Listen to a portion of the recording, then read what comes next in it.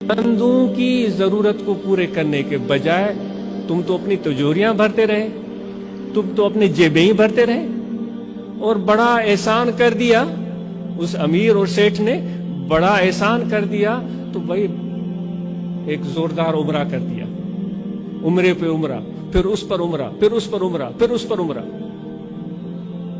1 حج 2 حج 10 حج 15 20 حج بے شک کریں۔ میں آپ سے پوچھتا ہوں کہ یا کرنے کے بعد آپ سمجھتے ہیں کہ آپ کی ذمہ داریاں پوری ہو گئیں؟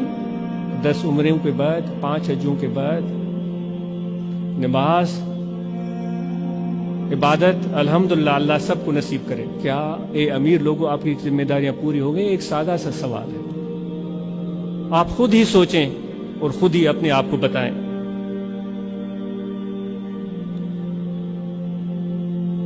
اگر آپ اور ہم مل جل کر کچھ اس خطے میں بسنے والے لوگوں کے لیے مل جل کر کر سکتے ہیں تو ضرور ہمیں کرنا چاہیے، کسی کا انتظار نہیں کرنا چاہیے۔ گورنمنٹ ملازمین، تجارت پیشہ، حکمرانوں سے، بیوروکریٹ سے سوال ہے کہ کیا آپ ماشاءاللہ آج کل مسجدوں میں جائیں تو جمعہ نماز پڑھنے کے لیے تو اندر جگہ ہی نہیں ملتی، روڈوں پر پڑھتے ہیں، روڈ بھر جاتے ہیں، ٹریفک بلاک ہو جاتی ہے، الحمدللہ ماشاءاللہ، لیکن اس میں ماشاءاللہ آفیسیں بند ہو جاتی ہیں، بڑی اچھی بات ہے۔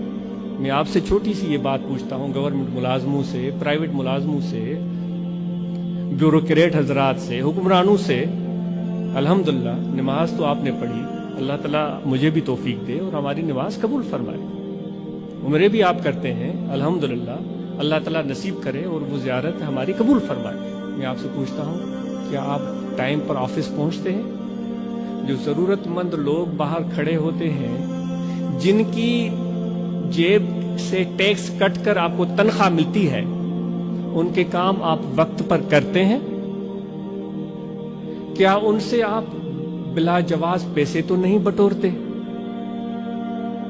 کسی کی بڑے کی فون آ جائے تو آنکھ بند کر کے فائل پر سائن کر دیا، کسی غریب کی فائل آ گئی تو وہ دوسرے لمبے بڑے اور بھاری فائلوں کے نیچے دبے۔ کیا ایسا تو نہیں ہو رہا ہے؟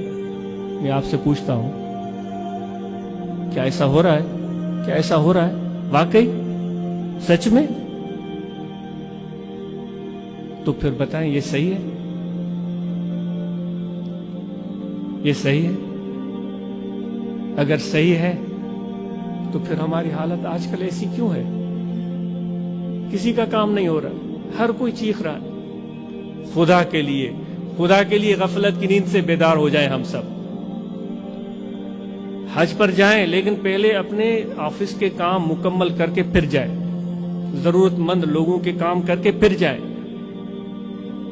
ایسا تو نہیں کسی کی پینشن پھنسی ہوئی ہے، اس کی بچی کی شادی رکی ہوئی ہے، اس کی جان سولی پہ اٹکی ہوئی ہے اور تمہیں عمرے کی پڑی ہوئی ہے۔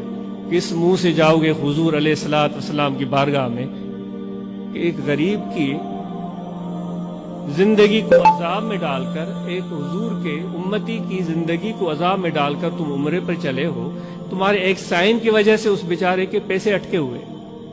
آپ خود سوچیں، دستبست گزارش ہے کہ ان چیزوں کو ہمیں درست کرنے کی بہت زیادہ ضرورت ہے۔